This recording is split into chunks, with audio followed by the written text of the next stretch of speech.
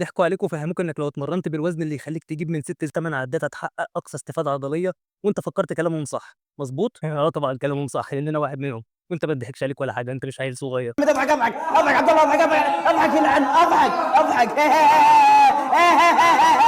بس حد فيهم بقى قال لك إنك لو بتتمرن high intensity low volume ووصلت لمرحلة الثبات أو البلاتو إزاي تكسرها؟ شوف صديقي المحترم في أكتر من طريقة إنك تكسر بيها مرحلة الثبات أو البلاتو، بس الأسلوب المحبب لقلبي وعمره ما خيب معايا ولا مع أي حد من اللي كان بيتمرن معايا، مع العلم أنا باتكلم على متدربين معايا على أرض الواقع مش أونلاين باتابعهم بعيني، وأي واحد كان بيوصل لمرحلة البلاتو كنت باجربه معاه، وأقدر أقول لك إن بنسبة 90% كنا بنكسر مرحلة البلاتو دي، والأسلوب ده هو GVT أو الGerman Volume Training، وهو الأسلوب الألماني للتدريب المكثف، ألمان. يا ابن اللعيبه يا فاجر.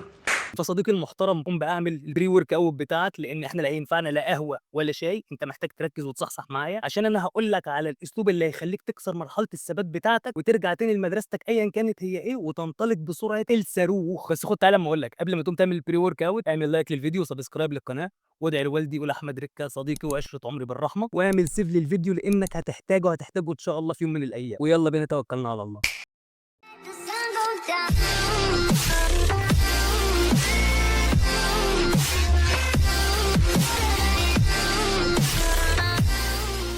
صباح الفل او مساء الفل صديقي المحترم على حسب الوقت اللي بتشوفني فيه. النهارده هنتكلم عن واحد من الانظمه الجباره وهو الجي في تي او الجيرمان فوليوم تريننج. النظام ده نظام الماني، لك ان تتخيل ان الالمان دول معروفين في كل حاجه، عربيات تلاقي، فرق كوره تلاقي، يا اخي حتى الحروب ما حلوهاش، يا اخي دول اسمهم مين ماشين، الماكينات الالمانيه. النظام ده اللي اخترعه المدرب الالماني رالف فيزر في السبعينات، وهو كان المدرب المنتخب الوطني لرفع الاثقال. اخترع النظام ده عشان يستخدموه في الاوف سيزون بتاعهم، يقدروا يحطوا اكبر حجم تدريبي على العضله مره واحده اسبوعيا كنظام تغيير يعني وكده. المهم يا سيدي جه العبقري تشارلز بوليكوين. تشارلز بوليكوين ده يا سيدي لو انت ما تعرفوش فهو اللي كتب كتاب ذا بوليكوين برنسبلز او مبادئ بوليكوين. وعموما انت لو مهتم باللعبه وما قريتش الكتاب ده فحرفيا انت فايتك كتير. تبدا هتلاقيه مرمي على النت، كل اللي عليك انك هتدور على الكتاب ده وتعمل له داونلود وتشيل التراب من عليه واقعد استمتع بقى. بوليكوين بقى يا سيدي حط المبادئ الصح للجي في تي. الجي في تي اداه هتستخدمها لفتره معينه بس، وبعد كده ترجع لمدرستك ايا كانت هي المدرسه اللي انت كنت ماشي عليها. تخيل ان انت كنت شغال هاي انتنسيتي لو فوليوم، بتتمرن العضله مجموعتين في الاسبوع او 3 مجموعات في الاسبوع باقصى وزن يخليك تجيب من 6 ل 8 عدات، ومره واحده وصلت لمرحله الثبات او البلاتو، لا بقيت عارف تزود وزن ولا بقيت عارف تزود حجم عضلي. يا لهوي يا لهوي.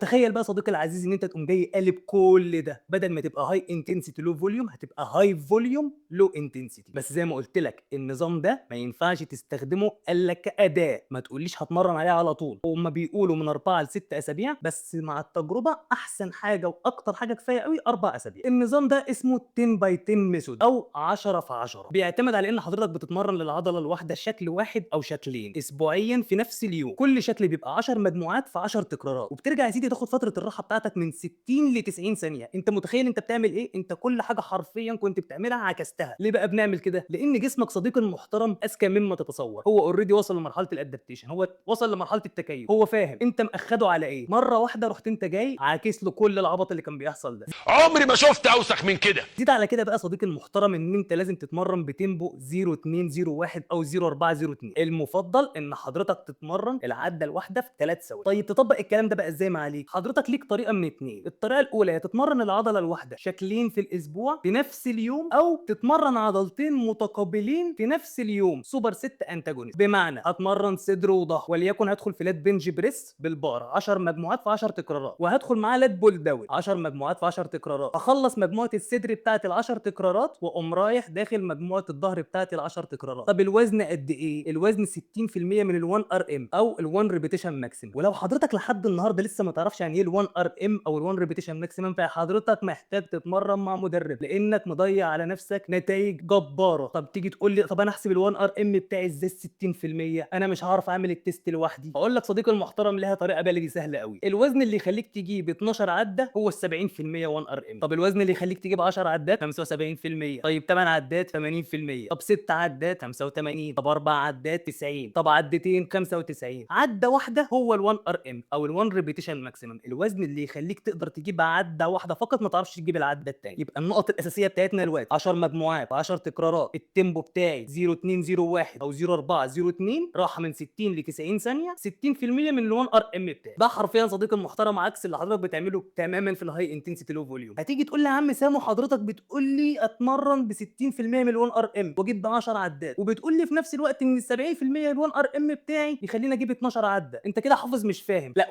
ولد ما اسمحلكش. لا حضرتك اللي محتاج تشغل عقلك شويه. انت اول 5 مجموعات بالنسبه لك دول يعتبروا كتسخين. لما توصل للمجموعه السابعه بال 60% ال1 ار ام اللي حضرتك بتتمرن بيه، يبقى تعالى ساعتها قول لي ان هو ملوش لازمه. بوريني هتجيب ال10 عدات ازاي، بس ركز بنفس التيمبو.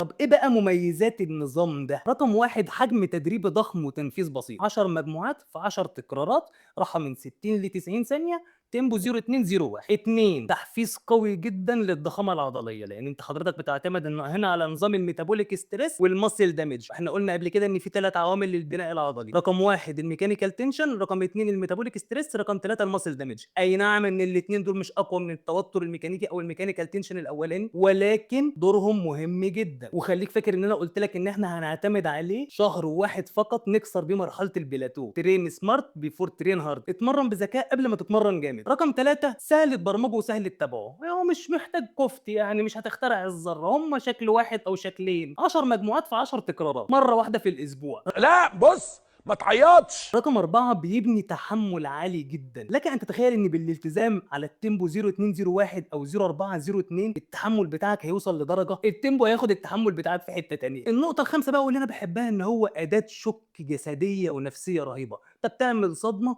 انت بتعكس كل الاساليب اللي انت كنت ماشي عليها. وخليك فاكر ان الثالث مره بقول لك ان احنا بنستخدمه كاداه مش كاسلوب تمرين دائم. طب ايه اللي هيحصل بقى لو حضرتك قررت تتنح وتقول لا انا هتمرن عليه على طول لان انا شفت معاه نتائج جميله في الاول؟ طبيعي انت غيرت شكل التمرين بتاعك. رقم 1 فوليوم عالي جدا ملوش اي 30 لازمه. حضرتك حاطط جانك فوليوم حمل عالي ملوش اي 30 لازمه وبتجهد نفسك على الفاضي. رقم 2 محتاج استشفاء رهيب. رقم 3 خطر اصابه اعلى لان حضرتك بتتمرن نفس الزاويه بتكرارات عاليه ومفاصلك هتزعل.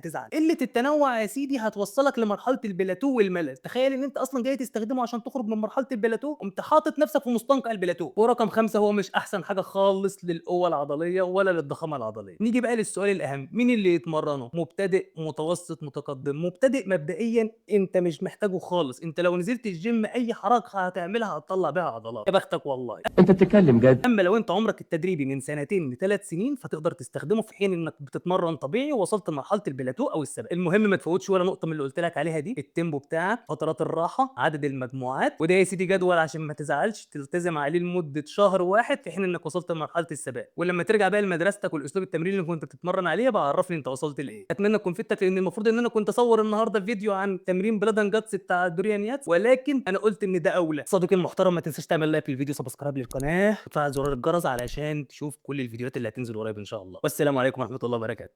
The sun goes down.